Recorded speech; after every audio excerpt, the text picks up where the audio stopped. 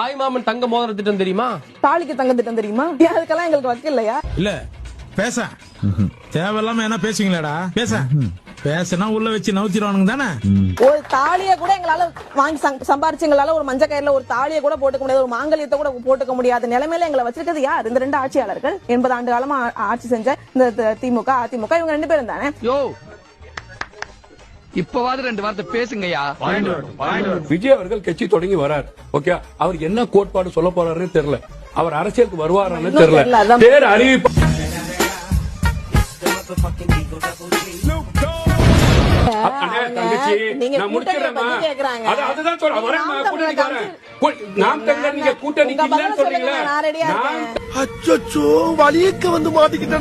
ஒத்தையில நிக்கிறோம். நீங்க ஒத்தையில விடப்பட்டிருக்கீங்க. தண்ணி கேன் போடுறவங்க கூட உங்கள்ட்ட வந்து கூட்டணிக்கு வரல. நீங்க ஒத்தையில விடப்பட்ட அனாதையா நிக்கிறீங்கன்னு நாங்க சொல்றோம். காலங்காத்தால உனக்கு குறவழி வரைக்கும் சோத்த போட்டு வண்டியில ஏத்திட்டு வந்திருக்கு. உன்னால என்ன பண்ண முடியுமா அதை பண்ணிட்டேன்.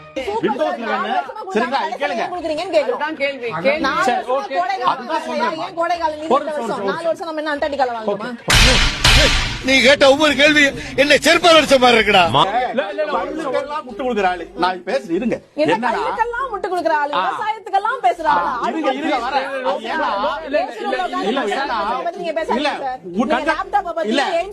பேசுறீங்க மருந்தக கல்வி இல்ல ஒரு நிமிஷம். அப்புறம் நான் உங்ககிட்ட விளையாட்டா பேசுற புறாடிக்கு நம்பிட்டீங்க.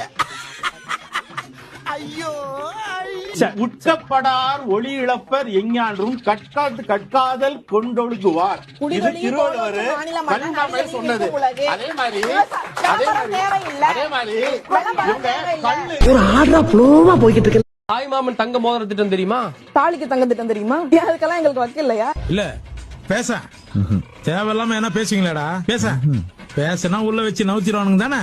ஒரு தாலியை கூட எங்களால வாங்கி சம்பாரிச்சு எங்களால ஒரு மஞ்ச கயிறுல ஒரு தாலியை கூட போட்டுக்க முடியாது, ஒரு மாங்கல்யத்தை கூட போட்டுக்க முடியாத நிலைமையில எங்களை வச்சிருக்கிறது யார்? இந்த 2 ஆட்சியாளர்கள் 80 ஆண்டு காலமா ஆட்சி செஞ்ச இந்த திமுக அதிமுக இவங்க 2 பேரும் தானே. யோ இப்பவாது 2 வார்த்தை பேசுங்கய்யா.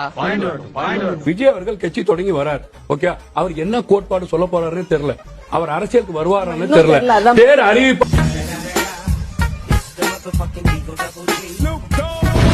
ஒத்தையில நிக்கிறோம். நீங்க ஒத்தையில விடப்பட்டிருக்கீங்க. தண்ணி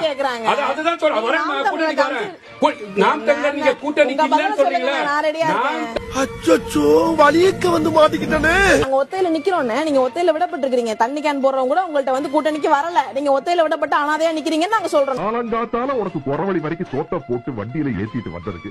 உன்னால என்ன பண்ண முடியுமா அதை பண்ணிட்டேன். கேளுங்க.